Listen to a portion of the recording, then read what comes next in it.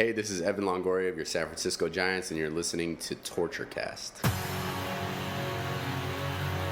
You're listening to a podcast by and for fans of the San Francisco Giants. Let's go, Giants! With hosts Willie Dills, Chad King, Ben Lee, and Eric Nathanson. Dedicated to the greatest team in Major League Baseball, the San Francisco Giants. This is Torture Cast. Standing on time, not gonna stop. We came to play, ain't slowing down. Falling on, we're here to stay, and we're stomping on whatever's in our way. I'm feeling like a Giant tonight. It's Thursday, January 31st, 2019, and this is episode 157, part 2 of the Torture Cast, the podcast by and for fans of the San Francisco Giants. And this is spring training for us, isn't it, Eric? Yeah. Yes, it is, Chad. We're still getting adjusted and trying. As Chad said, this is part 2 of episode 157. The last time we recorded episode 157. Wow, that's a lot of episodes. Things kind of went a little haywire, if you will, pun intended, and things just didn't seem to work out. The connection wasn't there. So we're trying again after a long hot stove. And since spring training is right around the corner, they're about 2 weeks away from pitchers and catchers reporting. We're going to give this podcasting thing another shot and see if we can still do it. Yeah, the dog ate my podcast is what I'm coming up with. No, we just had a mysterious bug in the system. We did a whole recording. Eric and I talked for like an hour plus, and we lost it. Anyway, that happens once in a blue moon. That's the first time it's happened to us. So we're going to gloss over. We're not going to talk about all the stuff we talked about back in November when we recorded. We will move forward, onward and forward. But Happy New Year, everybody. Of course, this is our first broadcast, our first podcast of 2019. And we have a decent amount to cover. It's the hot stove season, like you said, Eric, and I think it's not in the notes here, just something that pops in my head. There's been a lot of talk over the last couple of years about how slow the free agent market has been. And you get guys that are signing into spring training, which, of course, happened last year with many very notable players, and like J.D. Martinez and others, right? I mean, he was signed in spring training had already started, and look at the season he had. Yeah. And there are a lot of players that are starting to gripe about basically collusion, that the owners are getting together saying, hey, look, we can't keep accelerating these contracts by creating this artificial market frenzy in November and December and signing these guys to insane contracts, which then raises the bar for all of the medium to medium upper level echelon players.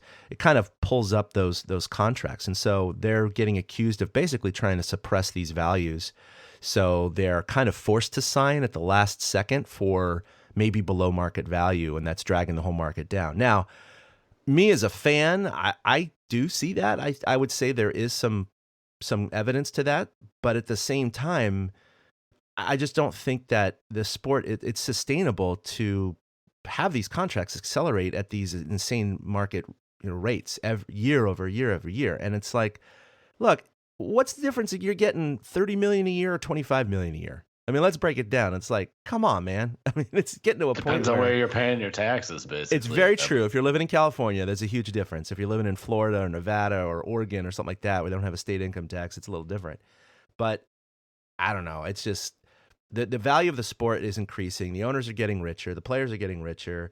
And the fans are spending more money than they ever have at ballparks. And it's just, for me, I guess personally, for my pocketbook, I don't see a problem with it, but I know that the players see a problem with it because you don't want to have a system in which the owners do collude to suppress fair market value. So I don't know if you have any thoughts about that. Yeah, I get where the players are coming from. I don't think that the owners got together in some secret back room and said to each other, hey guys, this isn't like in the 80s, there was proven to be collusion. And the owners had to pay out on that. And I don't think it's like that. I think this is more of a correction. And you that's pretty much what you were saying. This is the market in essence, correcting itself. The interesting thing that's going on, though, is, and I saw some stat where like over 50% of the free agents still haven't been signed, and some other crazy stat about how barely any of these deals that veterans over a certain age are signing are for multiple years. Mm-hmm. Like certain guys can only get 1-year deals, like the Giants themselves. They signed Pomeranz to a 1-year deal. And I think that they're just finding out that teams are not willing to overpay anymore.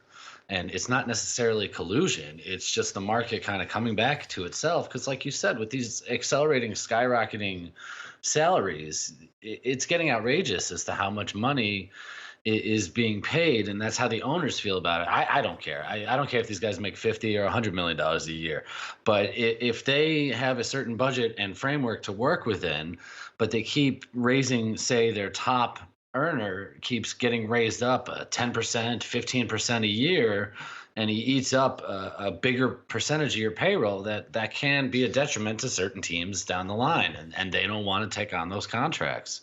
The Barry Zito contract that the Giants had a few years back, that would never happen in today's market.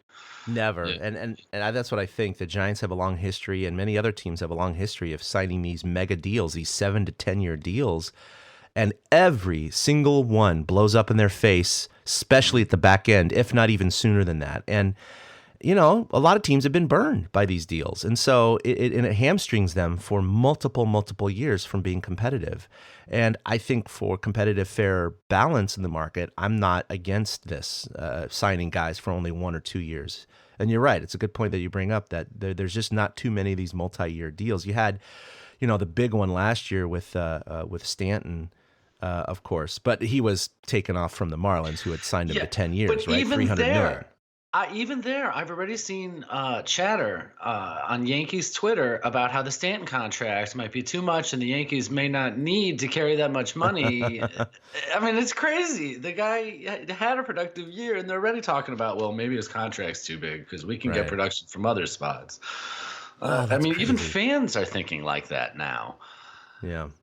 So I don't see a problem with it, but at the same time, the owners are making money hand over fist. So, it's not like I'm feeling sorry for them either. I think ultimately, the fans are paying a lot for it. Obviously the TV contracts are very lucrative too, but the CBA, expires, I believe, after next season, after the 2020 season. So going into 2021 could be very, very, very interesting. We could have another work stoppage. But, I mean, that's, again, down the road. But if things don't change, I wouldn't be surprised if the players' union does go on strike for this reason. I hope not. The one thing I can see them negotiating in is some sort of window where it is mandatory for, like, a free agent. I don't want to say frenzy, but it's, like, mandatory that you sign certain guys within that window, but then again, I don't know how you regulate that. Yeah. But I could see something like that because Bryce Harper and Manny Machado are unsigned right now. We are 2 weeks away from pitchers and catchers reporting. It's crazy, isn't it? It's crazy. It really is. This is not how it works. Even when Bonds signed his huge contract with the Giants, it was done by now. It was November he was signed. Right. It was all taken care of. I remember stories of when Theo Epstein was the GM of the Red Sox and he wanted to get Curt Schilling. He went and had Thanksgiving dinner with Schilling and his family. Thanksgiving was 2 full months ago. Yeah. And we still don't have these giant contracts signed. So, I mean, that's also killing it. Is all these other agents are waiting to see what happens with Harper or what happens with Machado, set certain markets, and that's why we hear talk. That's why we hear talk about the Giants are still waiting to see what the outfield market has to offer, which, I mean, I guess you're 2 weeks away from spring training. I would think getting a team on the field is kind of an important thing to do now. Yeah, what did you say their outfield was going to be comprised of? Oh, yeah. At the moment, they're starting outfield. That's the thing. Bryce Harper, okay, he's meeting with the Padres and their representatives tomorrow in Las Vegas. That's Padres. Weird. The freaking San Diego Padres are looking into Bryce Harper. You'd think the Giants would at least kick the tires on Bryce Harper. Maybe his price went down a little bit. Maybe he's curious to play by the bay. Because at the moment, their outfield is Steven Duggar, the hot dog vendor, and a golden retriever. They somehow, some way need to get some help at that location, and just waiting on Bryce Harper to decide where to sign and then signing the leftovers, that's not getting it done. At least kick the tires and see what's going on. I don't like Machado. There's no reason to go after Machado, but what's wrong with seeing about Bryce Harper? Hunter Strickland's in Seattle. We don't have that problem anymore. Yeah, that problem doesn't exist anymore, and we've talked about it on the show before, but Bryce Harper has definitely expressed a love for San Francisco via his social media. He has So why the hell not? every time that the yearly trip the Nats make out to San Francisco, he goes crazy on Instagram. He walks around the city, he's taking pictures of Coit Tower and the Bay Bridge and the Golden Gate Bridge, and he's like, literally, I love this city. Look at this view. This is amazing. This is great. I mean, he definitely loves the town and everything like that. And like you said, Hunter Strickland is no longer here. See you later, mister. So there's none of those issues. I get not wanting to sign him for 35 million, but why not meet with him and kick the tires and just see what the interest level is like? Because look, he's got Scott Boras as an agent. They're not accepting anything less. And that's what's going to be so interesting. Whoever blinks first, what's going to happen? Is a team finally going to cave at, a week from now or 2 weeks from now and sign him for 35 million a year for 7, 8, 9 years? Or is it going to be Boras and Harper finally, as we're getting near the end of spring training going, okay, we'll take 25s for 3 somewhere, I don't think it would ever come to that. That's way too low, but it's really interesting. It's really interesting, but it will set the market. And that's why all these kind of mid-level or low-level outfielders are just kind of hanging out. It's like, dude. Yeah, and that's the problem with it. And like, I'm not Giants fans. I'm not delusional. I really don't think they're going to sign Bryce Harper. I don't think he's a be-all, cure-all. I'll say it right now, 2019, I don't think the Giants are going to be a very good team. I don't think that Harper is an answer. We're not looking for a short-term solution here in San Francisco. It's looking for a long-term plan at this point because of the new hire of the new GM, which we'll get to in a minute. So, like, I'm not crazy enough to think that that's going to happen, but I mean, why not? If you have the financial flexibility and if that player feels like, well, I guess I got to prove myself, let's go here and do it. Why not see if they're willing to do it? If the Padres are in it, the Giants certainly should be in it because they're the Padres. They're the Padres, guys. Okay. They had Matt Kemp for a season or something. Like, they just, whatever. So we can talk about the new GM. This is one of the few things that we will pull from the last podcast that we lost. We want to introduce him. His name is Farhan Zaidi.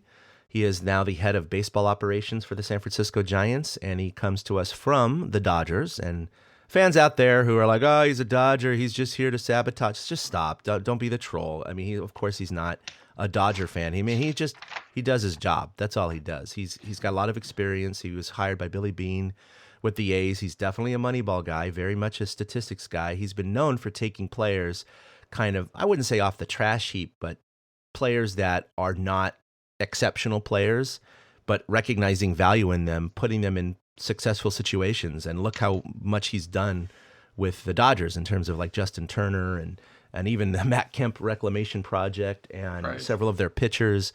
So he does have a history of doing this. He doesn't sign too many big splashy free agents because that's what he doesn't want to do. So he doesn't want to sign the Bryce Harpers to fix the team. He wants to sign a bunch of small mini Bryce Harpers at deals that will then be successful and, of course, make the team more valuable. Look how deep the Dodgers bench was. And that's been one of the primary sources of success over the last 3 years or so, is definitely that bench. So he's definitely got a knack for it. He started again with Oakland. He had a lot of success there. So I'm confident in him. Obviously, the previous GM situation was not working out.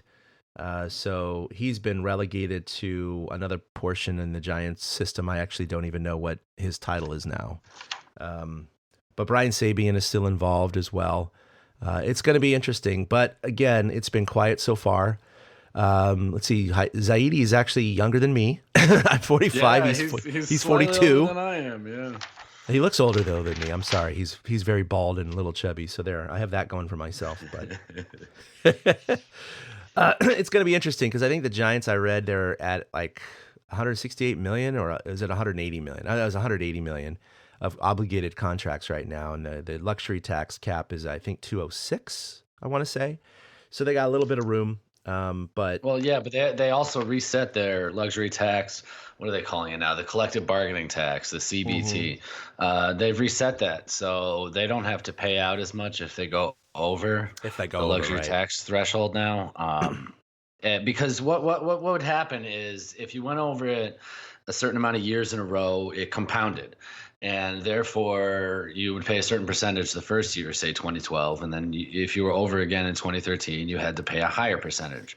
So if you're paying dollar for dollar, you're then paying, $1.25 per dollar, and it got bigger. And since the Giants stayed under last year, they reset with the thought that this was a huge free agent market. I think was part of the thinking before last season. And of course, we know the front office is cleaned out a little bit, so that's a different set doing that. But they have the flexibility to go over because the next, like you said, this agreement is up soon. So those compounding escalators that came into it before, they don't come into play anymore. Mm-hmm. It's like you're free to go over the tax without it piling up for a few years because they're going to have to renegotiate a new contract anyways. Right. Zaidi's come in, they have not thrown in the towel, at least not publicly. The statements have all been, we want to be competitive this year. It is not a rebuilding year, but I'm not fully buying that, Eric. I think that that's what the public image they have to put out because they don't want season ticket holders and Giants fans to go, what, you're rebuilding? Well, screw you, I'm out of here. But I like you said just a few minutes ago, the Giants aren't going to be very good this year. And I think most fans and certainly the front office recognizes that. And even if they sign a couple of these mid-level outfielders, these are not team savers or season savers. This is it's looking very bleak for the Giants this year.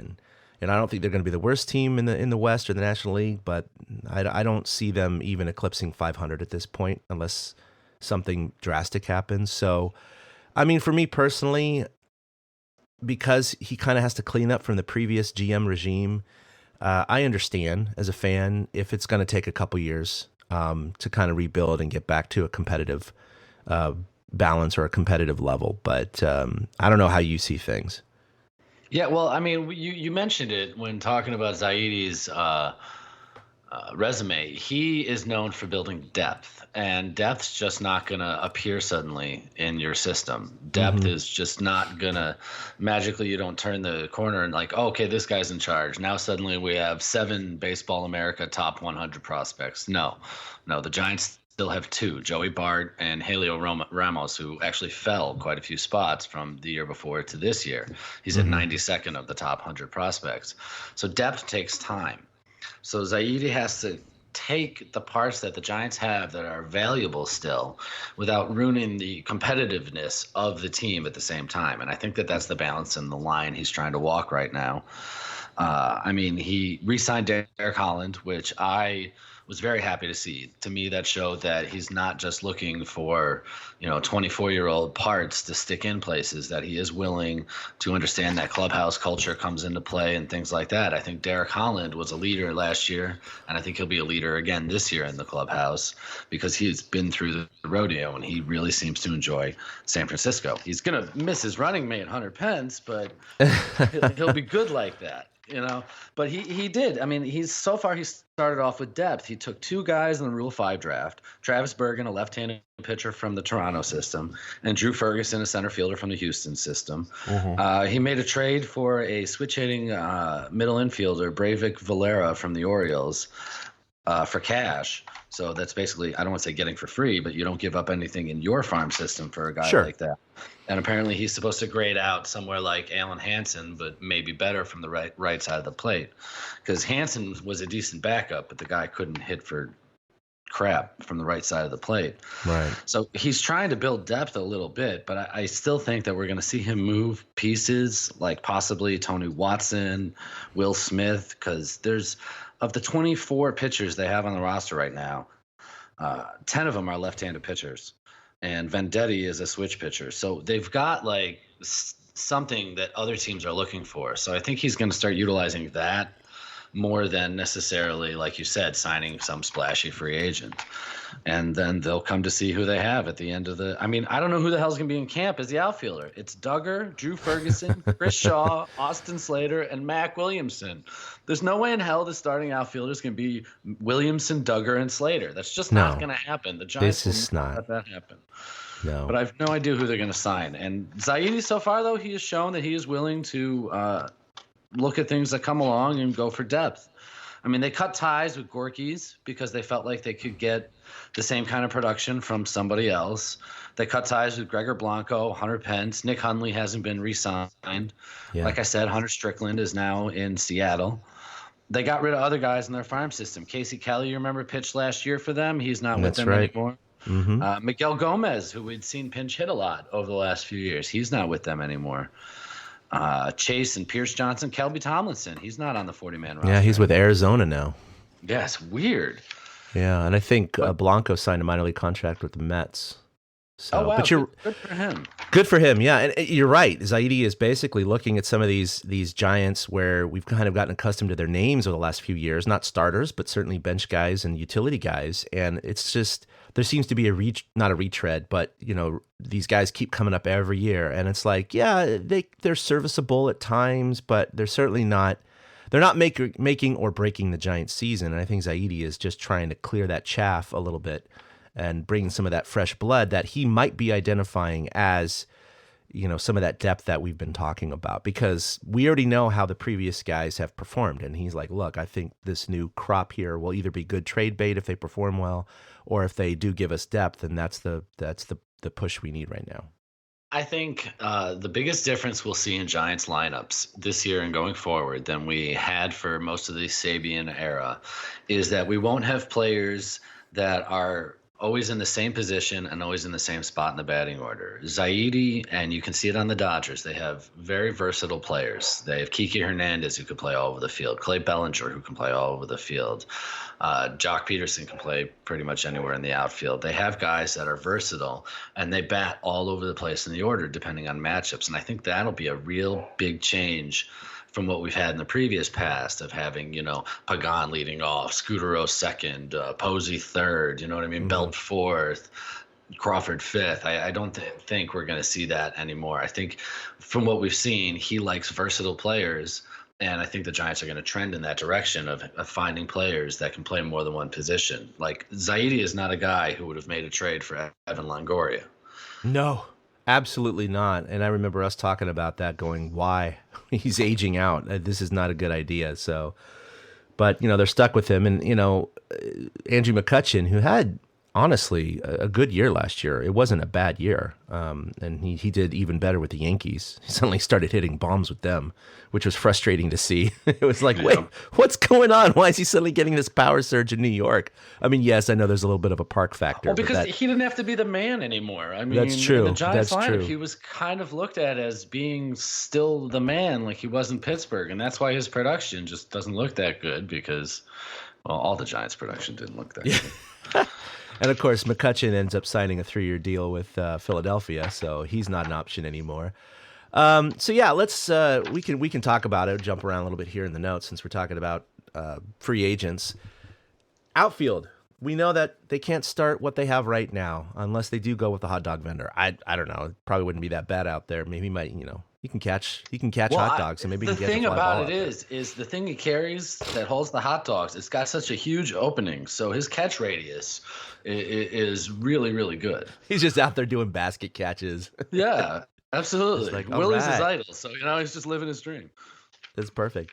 So we talked about Harper and Machado, and we know that they're out there. But let's talk about some of the mid-tier kind of outfielders. And I was looking at this list, and it's fun because there's a lot of them that are even worse than these. They all have WARs last year of 0 or negative, right?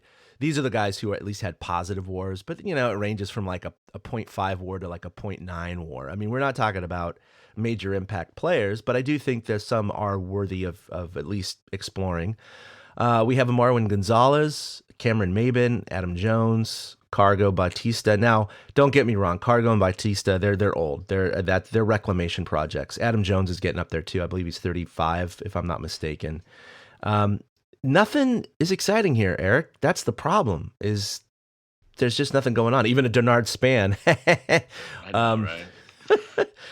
It's very, very depressing. So, and that's part of the problem is the Giants don't really have a whole lot of free agent depth to go with in terms of their outfield. I think they're going to grab one of these guys just because I think they're going to feel obligated to grab a veteran, as opposed to relying on a bunch of inexperienced outfielders. But at the same time, these guys aren't going to be earth-shattering help for the Giants. And so I don't know. I would have my eye a little bit more on Marwin Gonzalez than anything because of his youth and his flexibility, but Adam Jones wouldn't be the worst either, but I would say stay away from Cargo and Bautista. And Bautista, I think that ship's already sailed. I mean, you've seen him get bounced around the league. No one really wants him. They'd sign him for a couple of months for his power and then let him go. So he played for like the whole NL East last year. Exactly. He was like picked up, release, picked up, release, picked up, release. So he's like a cheap date right now. Yeah, it's funny looking at this list. Marwin's who I like too because it falls right in with the versatility I talked about. I mean, this guy I believe started a playoff game at second base. Yeah. So he can move all over the diamond. Looking at this list, Denard Span's really not a bad thought. He seemed to have a little resurgence when he went to Seattle after his stop in Tampa Bay, and it's totally worth seeing if he wants to play on a 1-year deal and run around out there. I don't know. I guess you would put him in right field. Yeah. Gonzalez would probably slot in left field. And I don't know if they're going to look to platoon Duggar. I'm hoping not. I'd like to see Duggar get at bats against both righties and lefties. But if they're looking to platoon Duggar, a guy like Adam Jones is somebody that they might look into. And I don't know. Cargo, it's funny. I remember last season looking at the free agent crops and seeing that Cargo hadn't been signed yet and being surprised by it. I wouldn't be shocked if you mentioned it, veteran presence. Adam Jones and Cargo fit in that veteran presence category, but Denard Span also eats that up at the same time. Yeah. And it's a place he's been before too, so he would feel comfortable already. You would hope, unless he just absolutely hated it in San Francisco and doesn't want to come back. But there isn't. There's no like splash sensation out there aside from Bryce Harper. There's nobody that's going to immediately turn them from a 78 win team into an 84 win team. That's just not going to happen. No. So I would hope that they would just sign, maybe I don't mind them signing guys on 1-year deals this year. This is part of why I mentioned earlier, the Giants are not going to be that good this year. And this rebuilding is going to take a couple years. So I don't mind if they sign a couple guys on 1-year deals just to see what they can do. And then I don't mind if those guys go off to other teams and they plug other guys in next year. I'm totally okay with that. That seems to be working in baseball these days. I mean, the Red Sox won the World Series in 2018. They also won in 2013. There's only one guy, Bogarts, who was on both teams. God, is that right? Only one? Yeah. I believe it's only Bogarts. That's insane. Wow. Right. So, I mean, at least it was on the active 25-man, during the playoffs. Yeah. Because I'm sure Pedroia might have been on the active earlier in the year. No, but that really shows you the turnover that, they were able to win 2 World Series just 5 years apart with completely different rosters. That's amazing. I mean, look at our own Giants. We had only the core 4 and Buster. Aren't those the only ones? And Madison Bumgarner. Madison Bumgarner, yeah. Aren't those the only 6 that were on all 3 teams? I believe so. I believe so, yeah. They had high turnover. I mean, because that's what the 2010 team was a lot of guys that had to prove themselves. So I don't mind when a team is competitive with a bunch of guys that have to prove themselves. Those are the teams that will play good games in August and September. And as Giants fans, I can't ask for anything more than some competitive baseball, because the brand of baseball the Giants have been playing in the last 2 years is worse than watching paint dry. It's so freaking boring. It's just bad. They have to get the perfectly placed hit at the perfectly right time every time. And if something changes and their offense is better, to me, that will be the biggest win from 2018 to 2019. That will tell me that Zaidi has a plan and that they are starting to move in the right direction, which is why I'm totally good with. I mean, Cameron Maybin's somebody I totally would take too. I really would. He's versatile. He can play all around the outfield. He can pinch hit. He can steal you a base. I'd be totally fine if they do that. Just do not throw Duggar, Slater, and Williamson out there and see what happens. Just please don't do that. Yeah, nothing signals rebuilding more than that outfield. That would be That's a September ridiculous. Outfield. That's a September 2016 outfield, not a September an April 2019 outfield. It is not. I think it's also interesting to look at some of the pitchers that are out there. I think the Giants are going to be okay with their pitching as it stands right now. It doesn't mean that an overabundance of pitching would be bad, especially with the luck they've been having the last couple of years with injuries. But, I don't know what these guys would command, but wouldn't a Dallas Keuchel be interesting in the National League? I don't know. I think he would be. Not really a Gio Gonzalez. He's kind of been worn out, I think, in the NL. Clay Buchholz could be another one as well. But those guys are going to command bigger contracts. So, and typically with pitchers, you're not getting 1-year deals. It's still more traditional, at least 3-year deals for pitchers. They just seem to be more valuable and more coveted by teams. But we'll see what happens with those guys. And the Giants, are probably not pursuing them. Again, they got to save their contract money right now for creative financing and signing outfielders. Well, I mean, they've shown. They signed, you mentioned starting pitching. They signed left-handed pitcher Drew Pomeranz. Yes. He was with Boston the last few years, and he didn't pitch in the playoffs at all. But he falls right into that versatile category. He can start, he can relieve, although they are looking for him to start. But, I mean, in 2014 when he was in Oakland, and who else was in Oakland? Zaidi. He's where is it? He started 10 out of 20. He started 10 games, appeared in 20, and he had a 2.35 ERA, 5-4. Right. That's the kind of guy that Zaidi's looking at when he signs him. Yeah, the next year, not too bad, 3.66.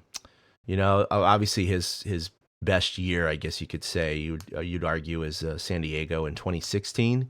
Well, that you'll is see your National League. Yeah, but 2017 too. That's the for Boston. I mean, that's his biggest output: 173 innings. Yeah, 32 starts, 17 and 6. Yeah, he was not bad. And so the Giants, again with versatility. So I agree with you. I think they're pretty set at pitching. I'm looking at the starting rotation, and Zaidi came out and said that he wanted to use Rodriguez and Suarez as depth. He didn't want them necessarily to be the rotation to start the season. Yeah. And after re-signing Holland, you got Pomeranz, you got Bumgarner. If Samardzija is nobody knows. Samardzija is a huge question mark. You've got 4 of the rotation there, though, already, and they're very left-handed heavy. They are. So I'm not sure they're gonna go after. They wouldn't go after somebody who is left-handed as well. But I think they're pretty much set in that category. They're going to try to see what they can do, unless they make a trade for some controllable pitcher or sign a Dallas Keuchel. I think they're pretty set there. I would love to see Keuchel, though. He would balance out this rotation perfectly. It'd be fun. Anyway, it'd be fun. Yeah. And, getting back to one more thing about Zaidi, we did touch upon this in our Lost podcast, but there are rumors over, November and December that they were looking to trade Bumgarner before the season. Those have since evaporated. It looks like he's definitely going to be on the roster as we start the season, but that doesn't rule out a midseason trade before the trade deadline. And I will say this being the last year of Madison's contract, if the Giants are struggling and, not competitive come June and early July, I mean, why? I don't want to ever see him go, ever. I want him to stay with the Giants. But if we think this is a 2 to 3 year rebuilding process, right? I don't know how much value Madison's going to add to this team other than just being nostalgic and adding a few wins to a really poor team. If they can get a really good package for him in his last year of his contract, well, I hate to say it, but financially and logistically and competitively, that makes sense. I just don't want to see that happen, Eric. I don't. I want to see the Giants at least be like floating around 500 so they have an excuse to keep him. But at the same time, if not trading him eventually or ultimately hamstrings the Giants for the next 2 or 3 years, then I don't want to see that either. So it's hard to say. It's an emotional call. Zaidi is not going to be attached emotionally, so he's the right guy to make that decision, I guess. I think just by firing Evans and bringing in Zaidi and being this open, the Giants brass is basically saying we're open to turning the page. Yeah. And if trading Madison Bumgarner it would have to be, I'm with you, a decent package. You can't just offload him for 2 minor leaguers at the last second because you feel you need to. In that case, you just let them walk. But I'm also, it's funny too, because you couldn't have done something like this to me under Bobby Evans and Brian Sabian being in charge. Fan feedback on that kind of a move of trading Bumgarner would be crazy. Everybody would go bonkers. But by having Zaidi come in, and he's not a hatchet man, but by having him come in and make these tough decisions and these moves that need to be made for the best of the ball club, it's a lot easier to take than from the guys who brought us the championships. That's just my take as a fan.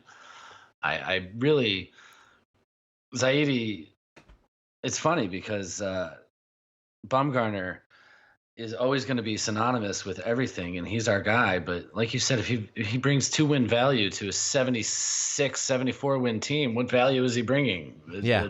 There's no value there. And as a Giants fan, I'm okay with turning the page. I'm ready. I really am. I'm ready to see what's new for the Giants and how they can construct a team differently than the one they had in 10, 12, and 14.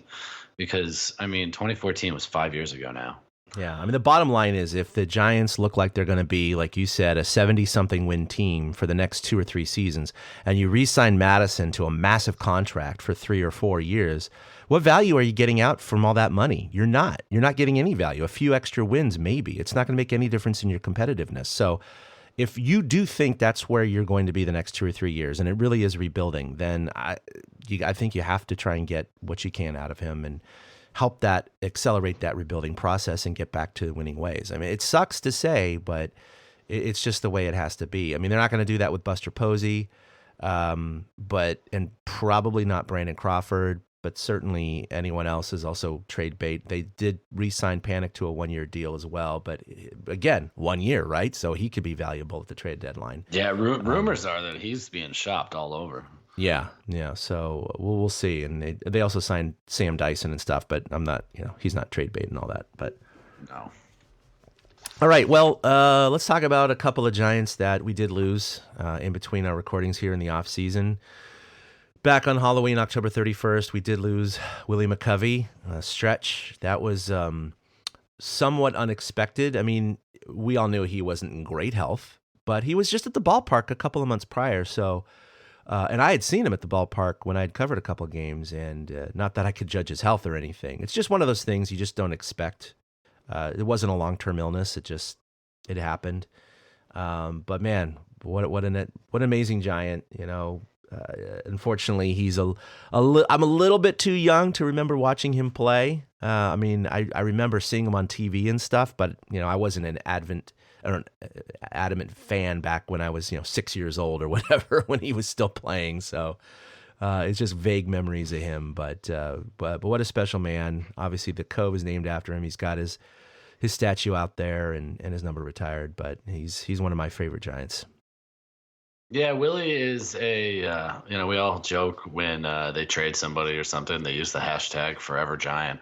Willie is Forever Giant. Yeah. Like you said, the Cove bears his name. The team award, the most prestigious individual award that the team hands out, is named after him.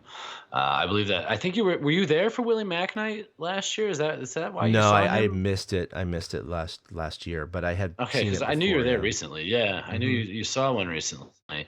And Willie, like you said, he was just at the ball. He was at the ballpark a month before he passed for the Willie Mack Award. And the last Willie Mack Award winner is a guy also named Will, which I found kind of interesting.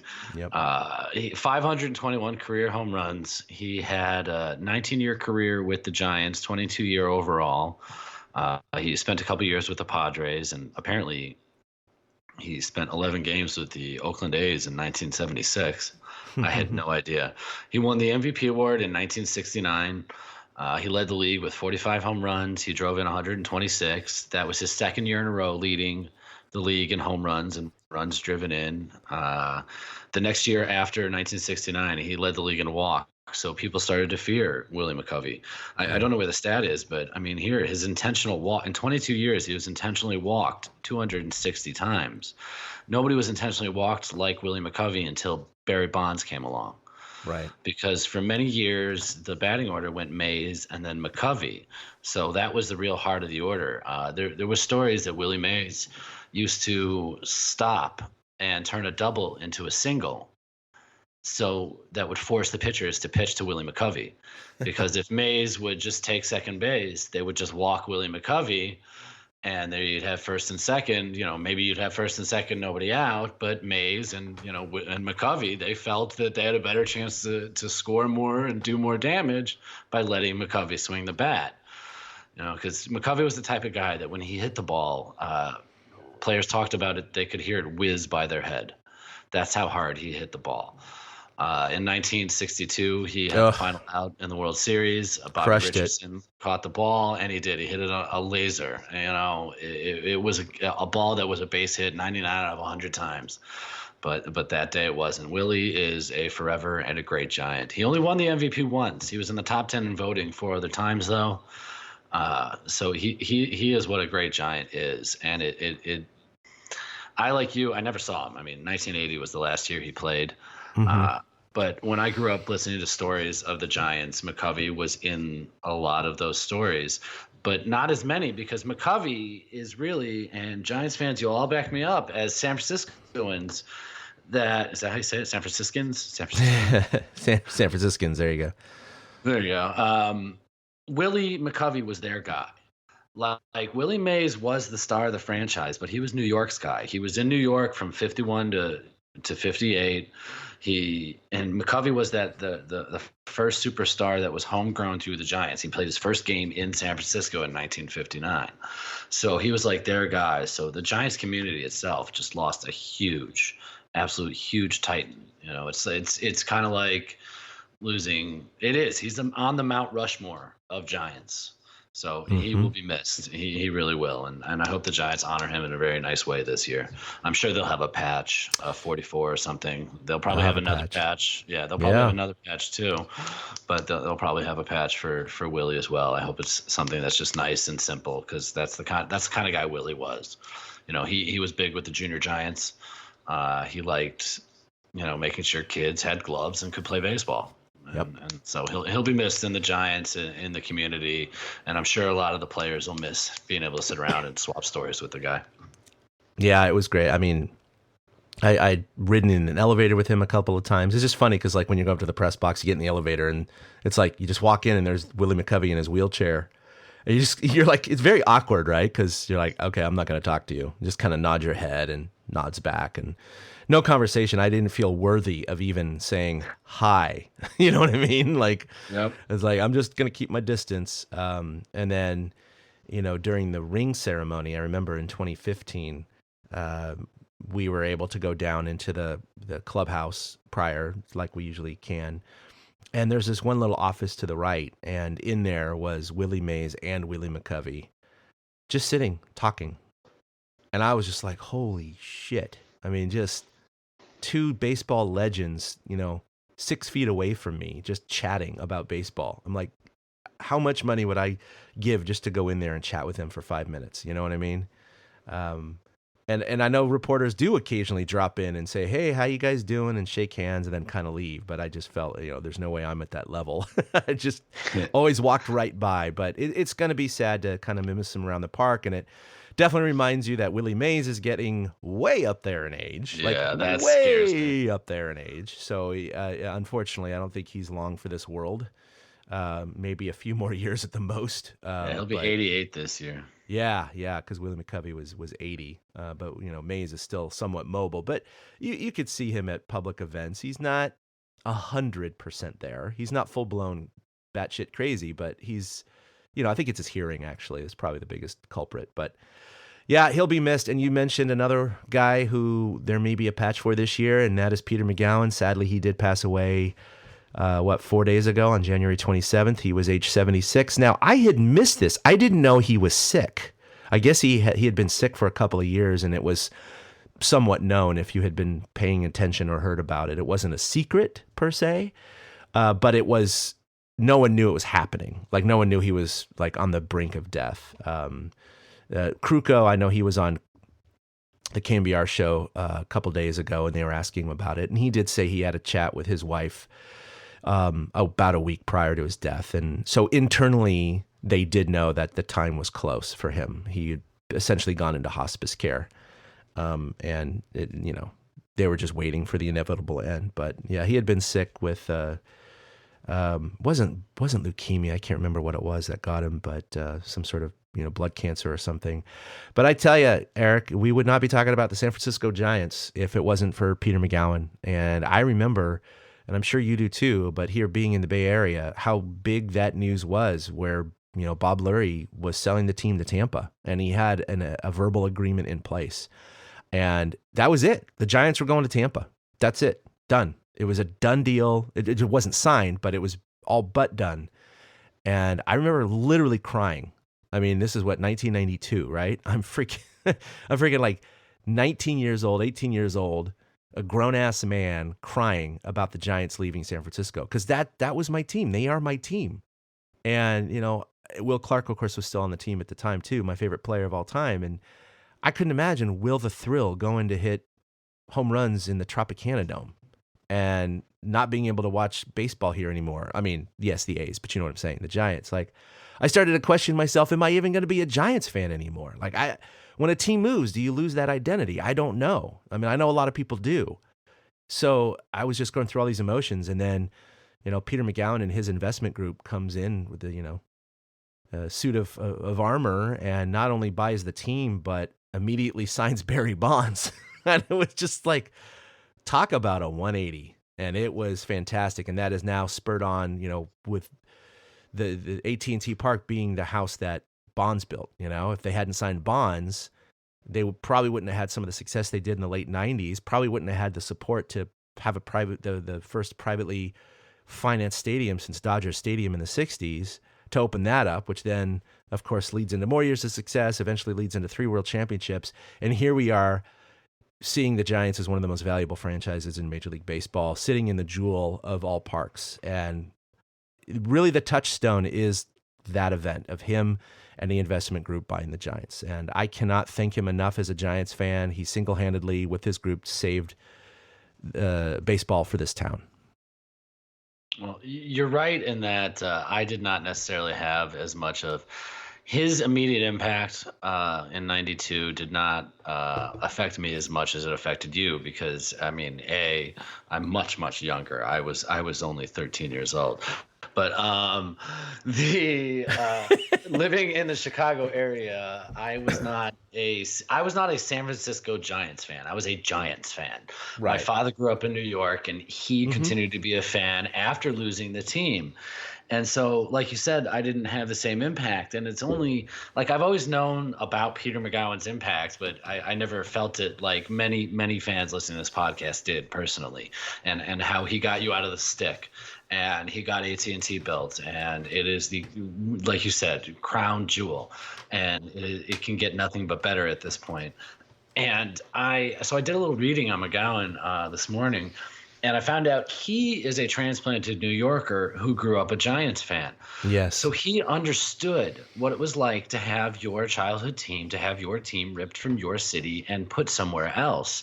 And I do thank him for that, because if he hadn't saved the Giants and kept them where they were, and his reasoning is sound, he didn't want to do that to the city of San Francisco and the fans of the Giants, I mean, we wouldn't be having a podcast right now. There's no way in hell we'd be talking about the Tampa Bay Giants on a podcast. I assure you, Chad would not be a diehard Giants fan the way he is right now. TortureCast never would have started. Willie never would have started this podcast over championships, because there wouldn't have been freaking championships for San Francisco Giants fans to care about. Absolutely right.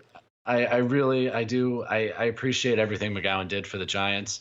Like I said, I would have been a Giants fan. It didn't matter if they'd moved to the moon. I was still a Giants fan, because it was not my hometown team. Like, if the Chicago Bears, if the Chicago Bears were ever to talk about moving, or there was the threat of moving, then I would totally understand the impact. But I was, and I always have been a slight bit of an outsider in Giants fandom, because I did not, grow up in the same city as the team.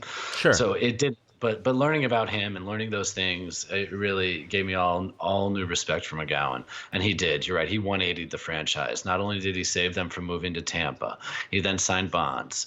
He then got the team competitive by allowing them to get the players they needed. Then they got the ballpark done. And now Oracle Park is one of the best in baseball, and they're improving the video board this year. And it's the type of field, like I said, that you can only improve upon. There's not much more that can be done. So, I mean, they'll have a patch for him as well. They just announced a couple weeks ago that they were putting him on their wall of fame.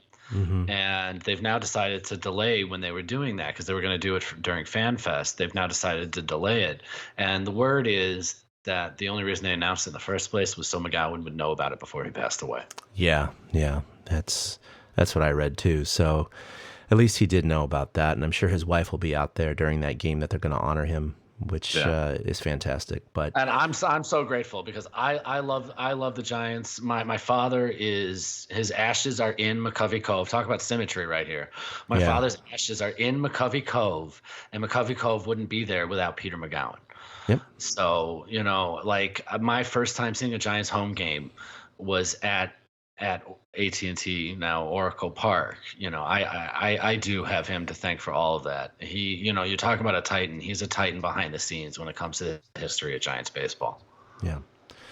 Well, yeah, you bring up that it is now renamed Oriole Park. I almost said Oriole Park.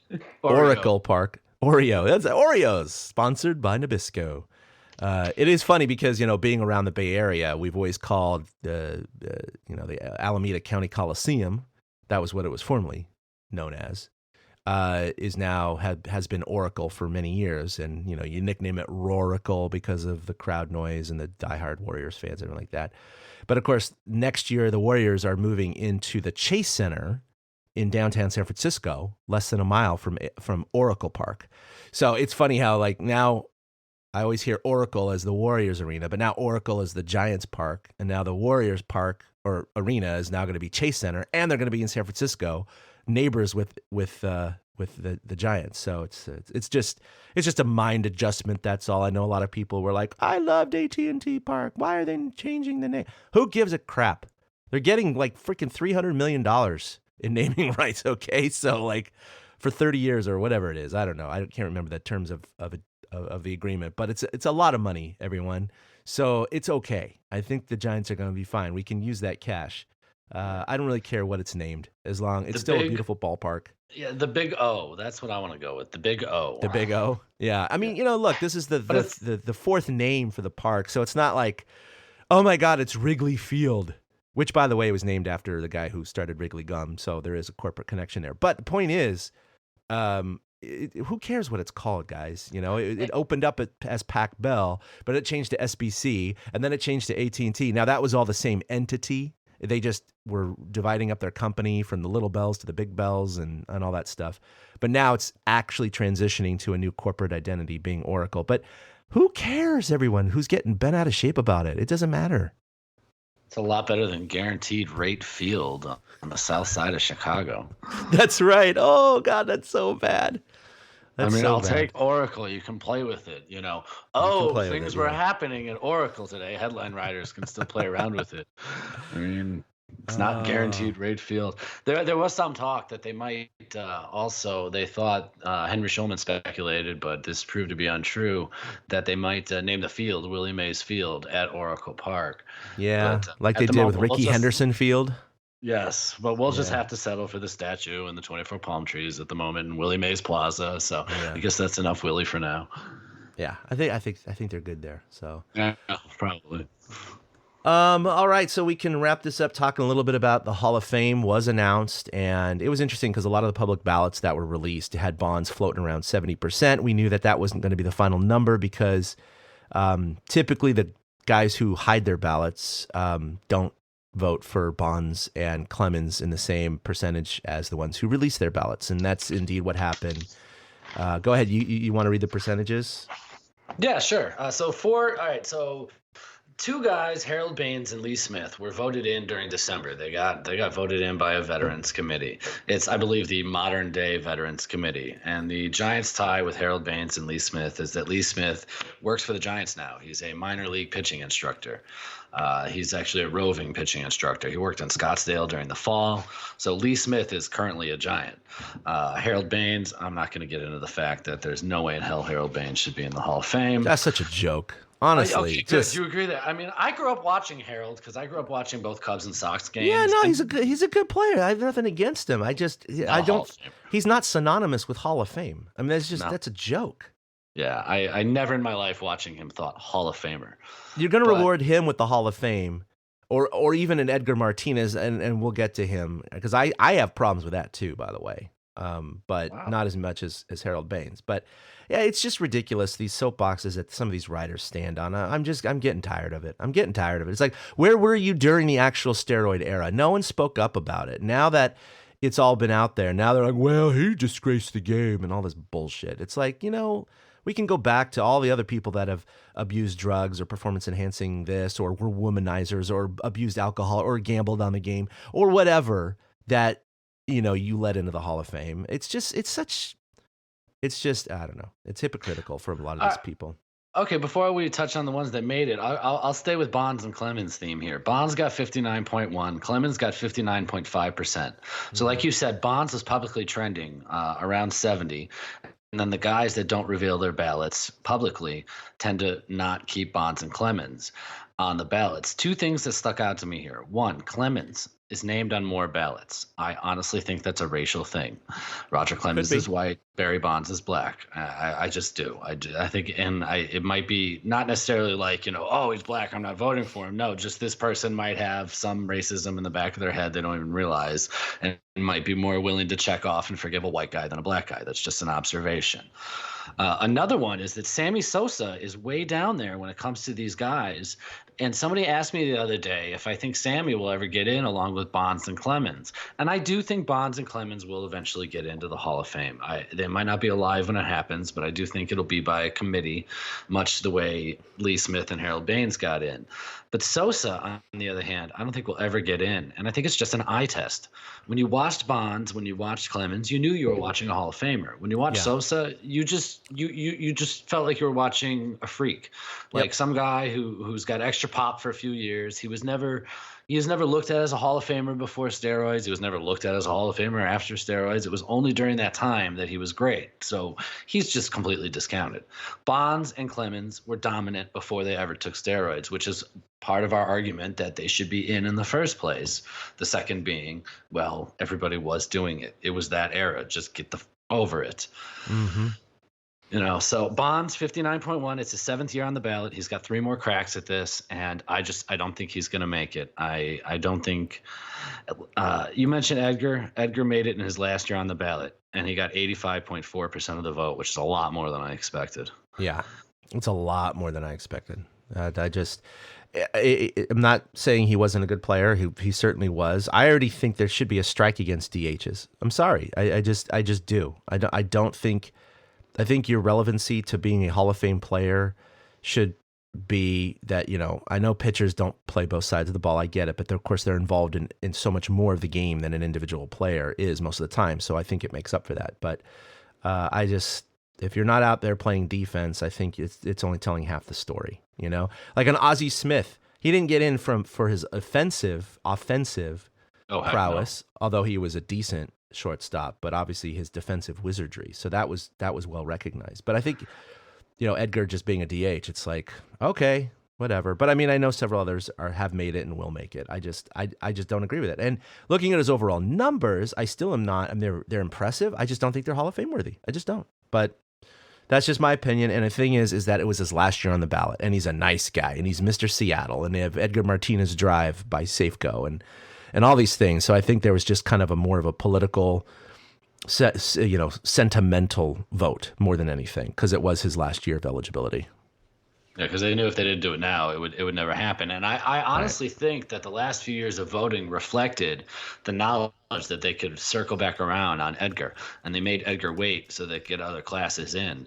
The interesting thing is 4 guys that was revealed, made the Hall of Fame: Mariano Rivera, Edgar Martinez, Roy Halladay, Mike Mussina. Mm-hmm. 3 out of 4 are pitchers. The other's a DH. We don't have a position player on the list. Yeah. If you throw in Baines and Lee Smith, Baines was primarily a DH for much of his career. Yes, he was. And Smith's a pitcher. Yeah. So we don't have any position players going in. Rivera, he led the voting. Rivera did something no other player in history has done, and I'm sure if you were paying attention to Hall of Fame, you saw this. He got 100% of the vote. Yep. And I was shocked to see it. I really didn't expect it. Well, you thought Ken Griffey Jr. was going to get it, and he didn't. There were actually a few guys that did not vote for him. And their explanation, some of those guys I remember were interviewed a couple years ago, and they said, well, I knew he was getting in, so I wanted to put my vote towards someone who maybe needed a little help. So, and to be honest, I kind of understand that logic, but at the same time, if you think he's a guaranteed Hall of Famer, you should still vote for him. That's the whole point. You know? That's the whole point. Because if everybody took that same thought process, well, he's going to get in anyways, then he wouldn't get in. Yeah. If everyone said, I'm going to leave him off my ballot. Right. You're robbing him of the recognition that you have been praising on him for all those years before. Yeah. And I love Mariano Rivera. He was a fantastic pitcher. His cutter revolutionized baseball. He was the best closer in history. But it was funny. I shared through our torture cast at that time the top 10 people for vote percentage all time. And Willie Mays isn't even on that list. How Willie Mays doesn't have one of the top 10 percentage votes of all time is beyond me. You know, but kudos to Rivera. He was a Hall of Famer, absolutely deserved it. Mike Mussina, it was his 6th year on the ballot, and he made it with 76.7% of the vote. And I thought Mussina was a Hall of Famer personally. I actually always kind of did. I always enjoyed watching Mussina pitch. I always felt like he gave his team a chance better than, you know, say the 5th starter. So that, you know, separated him from replacement level. Right. And then Roy Halladay, you know, the late Roy Halladay, throwing the first no-hitter in the playoffs since Don Larson's perfect game in 2010, doing it right before Timmy was a wizard against the Braves. So nobody remembered Timmy being a wizard against the Braves because Roy Halladay no-hit the Reds earlier that same day. That same day. Exactly. Yes.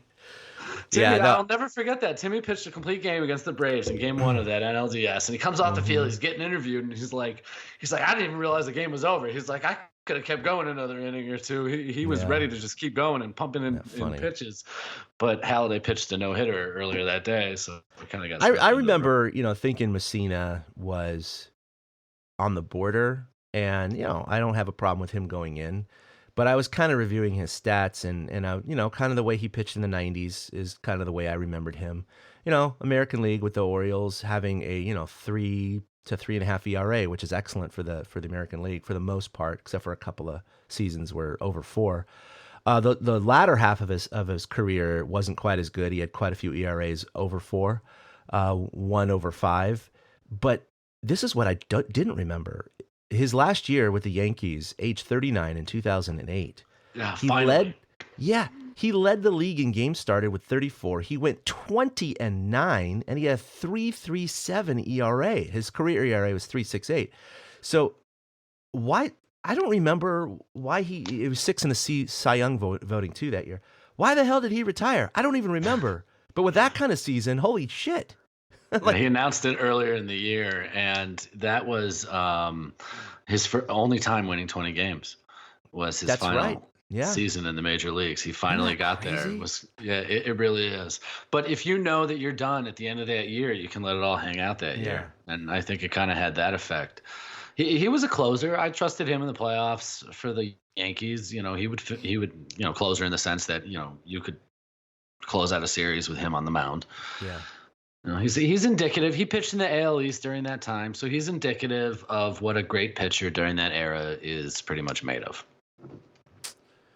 Well, 3 more years left for Barry Bonds. We'll see what happens. I definitely don't think it's going to happen the next 2 years. I think the interesting year will be year number 10. How is the voting board, the baseball writers, going to react? Are they just going to, the same guys are going to shut him down, or is there going to be a last second of, oh shit, if we don't vote him in now, he's going to die, and that's when he's going to be voted in. So maybe we should just do it now. I don't think that. I'm just curious to see if the numbers will change significantly like it has for past players who have their last year on the ballot. So like this year with Edgar Martinez. I don't know. Yeah, I don't think it's going to happen though. Yeah, no, I'm with you. I don't think it happens. So we got what, 2 weeks till pitchers and catchers report. We got 56 days until opening day. I love the graphic you keep putting up every day. Keeps awesome. Me, yes. Like, yay.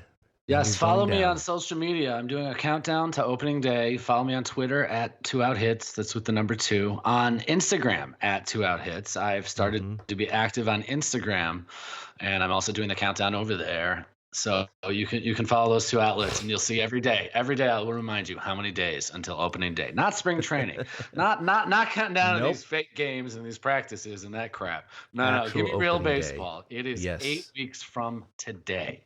Yes. Opening day is 8 weeks from today, which is also coincidentally my first year anniversary. It's kind of weird. Oh, well, there you go. How about that? Okay, then we're going to close with Super Bowl predictions. We have number 53 coming up here on Sunday. I personally, not to offend anyone out there, if you asked me on the first day of the NFL season, what would be the worst Super Bowl matchup for you personally? I would have said Patriots for the AFC, absolutely no doubt. And then I would have said either Rams or Cowboys for the NFC. It's like the ultimate shitty Super Bowl. Call it the Shitty Bowl. And unfortunately, that's what I'm personally left with. I know there's clearly a lot of the country that's happy with it. I am not. I also am very upset that, the Saints should have been in the big game because of that no call down at the at the 6-yard line. That's still unbelievable to me. I saw that. They got screwed. Was watching it live, and you see this guy clock him before the ball arrives, and immediately me and my dad stood up and went, oh man, he's gonna get nailed for that. All right, well, 1st and goal from the 6. Here we what? Where's the flag? And then they pan to Sean Payton screaming like a mad bull down the sidelines. And you're just like, huh? And then they show the first replay slow-mo, and you're like, what the hell? Like, we could see that live on 2 little figures running down the field on our TV, and yet the refs there didn't see that. It's mind-blowing to me.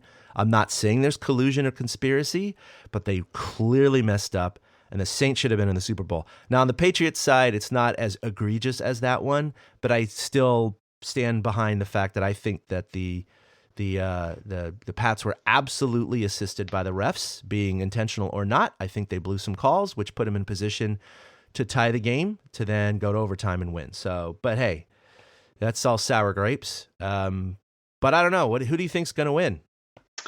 Well, straight out the gate after the games ended last Sunday, football had its Don Denkinger call. The Roby Coleman hitting the guy early. I mean, in slow motion, it looks like he got there 10 minutes early. It's hilarious. It does. But they finally got their blown call that affected a game like the 85 World Series and Don Denkinger, right. Which flipped that World Series and the Royals ended up winning. But So I agree with you. New Orleans got screwed, but I'm also of the mindset Drew Brees didn't have to throw an interception in overtime. The Saints still had their opportunities when they got down there. I don't know why they were thrown on 1st down. So I'm of that mindset as well. And when it comes to the Patriots, I thought they just looked overall like the better team on the field. I love watching the Chiefs. I was so rooting for the Chiefs. I love watching them play. Patrick Mahomes is so freaking fun. He reminds me of a middle infielder. The way he moves his body, because he can throw from any arm slot and he can throw on the run. His balance doesn't have to be perfectly on, and he throws around things, much like a second baseman or shortstop turning 2.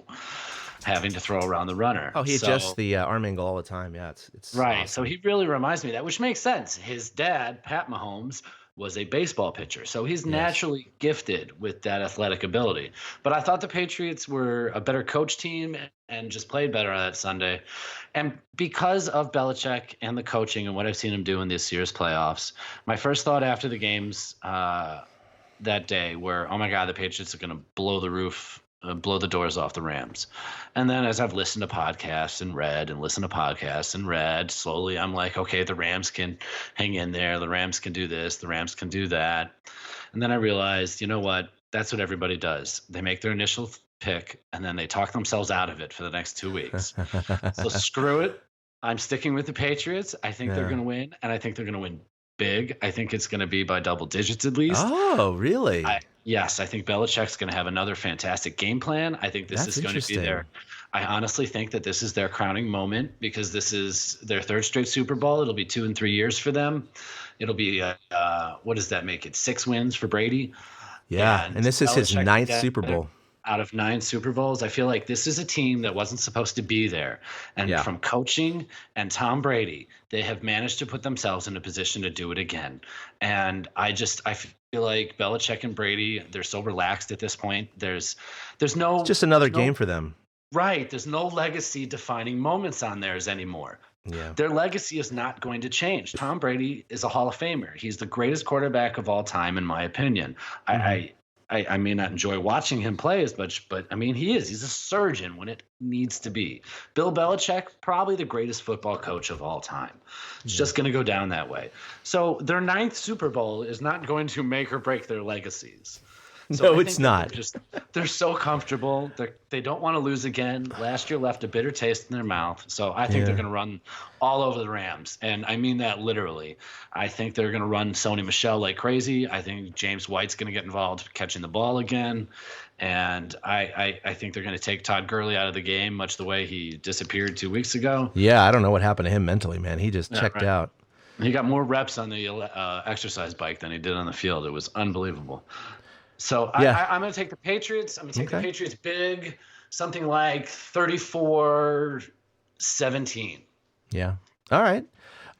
Yeah. Look, no matter how much I hate and despise and just cannot stand the Patriots, they are a very well coached team. They're 5-3 in Super Bowls, but if you look at their history, almost every single Super Bowl has been close, whether it's been a win or a loss. And so I expect this game to be somewhat tight too. I don't think they're going to win by double digits, but I do think they're going to win. I think they're going to win by, let's say, a touchdown or less, like 7 or less. It just seems like every Super Bowl is tight. Gone are the days of the 49ers just destroying the AFC in almost every Super Bowl they were in. I mean, 55 to 10. Right. Yeah. 48 to 21. Yeah. Exactly. They just crushed almost every time. The Bagels was like really the only close Super Bowl they had. So I do expect it to be tight. Now, that said, this is their 9th Super Bowl, like you said, Belichick and Brady together. They're just cool as cucumbers. They know how to execute the game plan. They always throw wrinkles in for these playoff games. They never play exactly as predicted. They always have, like, maybe Hogan's going to be their number one receiver this game. It's going to be something like that. And the Rams, again, they're very successful. Sean McVay is a great coach, and Jared Goff's been a little bit up and down lately. But, they could be playing under the lights and maybe get a little starry-eyed. So I don't expect them to execute as well as the Patriots can. So given that advantage, I do expect the Patriots to pull it out. But hopefully it's not, let's say, Super Bowl 2 years ago. Remember, Atlanta was up 28-3. 28-3? And you just sit there going, wow, Patriots are going to get demolished. And nope. It came right back. And you are accurate on the closeness of Patriots Super Bowls. Everyone has been a one-score game. Last year was an 8-point game. But every single one of their Super Bowls has been a one-score game, meaning they could have won all 8 or lost all 8. Yeah, so, given that history, all 8, I don't see why that's going to change unless the Rams lay an egg. I mean, that could happen. But yeah. All right, well, we'll see how we do here when we record in a couple of weeks. But until then, thanks for listening to episode 157. Don't think we're going to lose this one. We'll see here in a second. If you're hearing us, we didn't lose it. You could follow us collectively at TortureCast. You could also like us on Facebook. We're going to be ramping up here as we head into spring training. You could follow us individually at 2OutHits. That's with the number 2 for Eric. Also on Instagram, and then myself at ChadK21. But yeah, you have anything else to pimp, Eric? Yeah, much like last year in the run-up here to spring training in the beginning, I'm going to be throwing a few things out there. Probably who the new faces are type article. Last year, looking at the schedule for the season seemed popular, so I'm going to do that again. Circle some dates on the Giants calendar, get the motor running for the season. Just because they're not going to compete for a championship doesn't mean that we can't enjoy Giants baseball for what it is this year. Enjoy those Giants-Dodgers games, rivalries, enjoy when past Giants come back to town, things like that. So there's a lot of good stuff ahead still for us and the Giants. So I'll probably be putting a few of those out in the next month. Awesome. All right. Well, we'll see you next time for 158. Until then, a boom. A big thank you to everybody for listening to the TortureCast, the podcast by and for fans of the San Francisco Giants. Follow us on Twitter at TortureCast. You can also like us on Facebook or check out our blog at torturecast.com. I also want to say thank you to Ashcon and Bailey for letting us use their song Feeling Like a Giant for our intro. For Ben Lee and Chad King, my name is Willie Dills saying, we'll see you next time.